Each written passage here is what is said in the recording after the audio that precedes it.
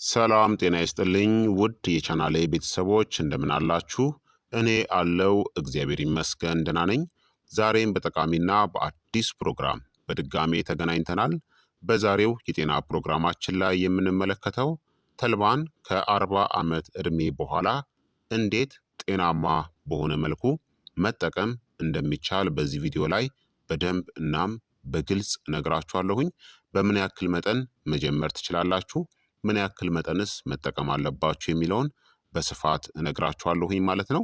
ይህ የጤና ትምህርት ታዲያ ለበርካታ ሰዎችም እንዲደርስ ሁላችሁም በቅንነት ላይክና ሼር በማድረግ ሌሎችንም አስተምሩ አሳውቁላለሁኝ። ጥያቄያችሁን በኮመንት ላይ አስፍሩልኝ፣ እመልስላችኋለሁኝ።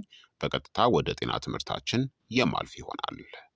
ተልባ እጅግ በጣም ድንቅናም በርካታ ጥቅሞችን ከሚሰጡት ምግቦች መካከል አንዱ ነው። ተልባን ከ40 ዓመት ዕድሜ በኋላ እንኳን በትክክለኛው መንገድ ከተጠቀማችሁበት የእውነት የጤናችሁ ለዋጭ ሊሆን ይችላል።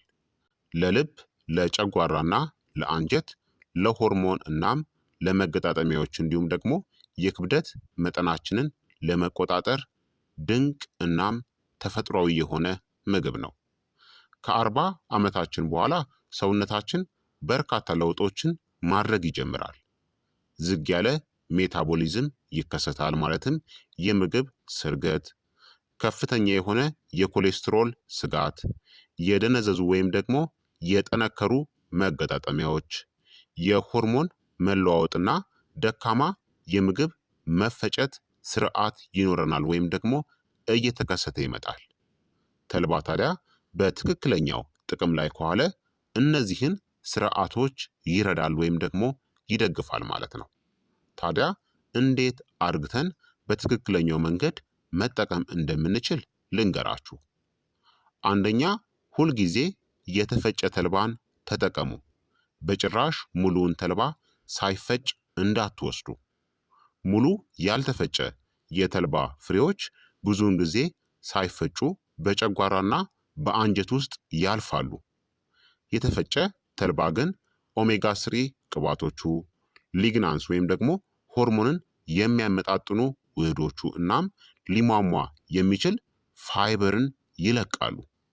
ስለዚህ ለመጠቀም ጥቂት መጠንን በቤት ውስጥ ፍጩ ስትጠቀሙ፣ እንዲሁም አየር በማያስገባ ዕቃ ውስጥ በማቀዝቀዣ ውስጥ መቀመጥ አለበት። ሁለተኛ፣ ስትጀምሩ በትንሹ ጀምሩ፣ ከዚያ ቀስ በቀስ መጠናችሁን ጨምሩ።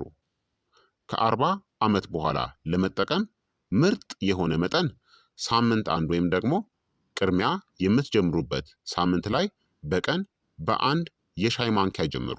በጣም የምግብ መፈጨት ሴንሲቲቪቲ ወይም ደግሞ ስሜታዊነት ካለባችሁ ደግሞ በግማሽ ማንኪያ ጀምሩ። ከዛም ልክ ሁለተኛው ሳምንት ላይ በቀን ወደ አንድ የሾርባ ማንኪያ ጨምራችሁ መጠቀም ትችላላችሁ፣ ሰውነታችሁና አንጀታችሁ ከተላመደ በኋላ። በጣም ብዙ መጠን በጣም በፍጥነት መውሰድ ጋዝ እናም የሆድ መነፋትን ያስከትላል። ሶስተኛ፣ ተልባን ለመውሰድ ደግሞ ምርጥ ጊዜ እንደ ግባችሁ መምረጥ ነው። ጠዋት ላይ ለኮሌስትሮል እና ለስኳር ቁጥጥር ምርጥ ነው።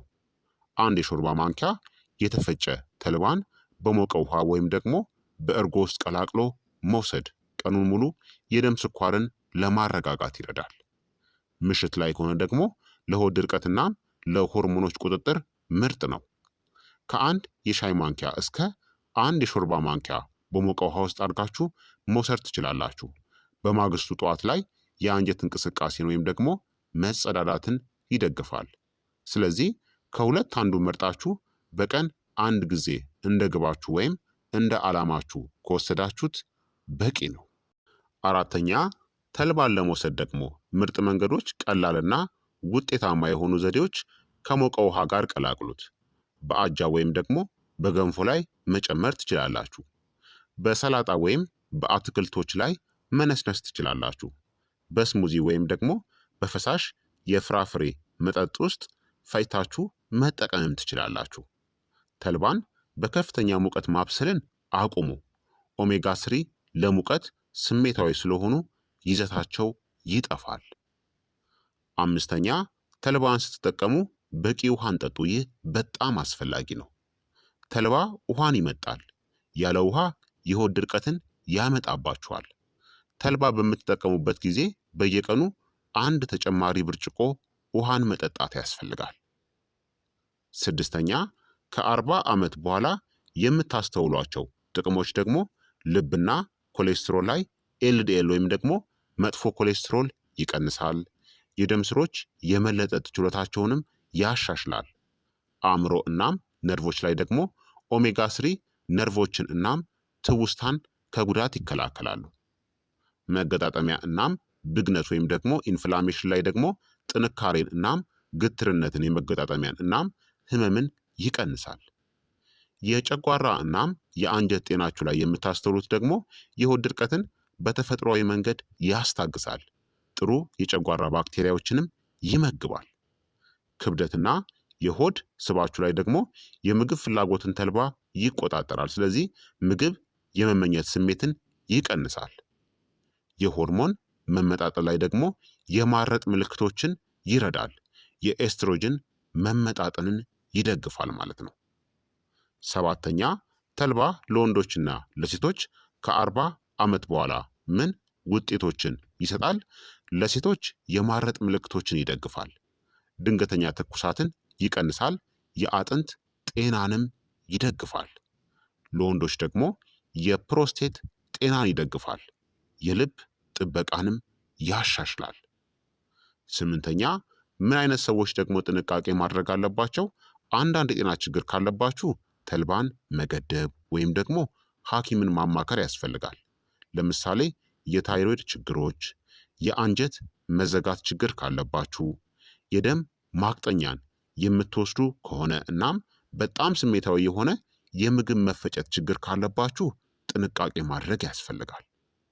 9ኛ ተልባን ስትጠቀሙ መወገድ ያለባቸው የተለመዱ ስህተቶች የምንላቸው ደግሞ የተልባ ሙሉ ፍሬውን ሳይፈጭ በፍጹም እንዳትጠቀሙ። ይህ ትልቅ ስህተት ነው።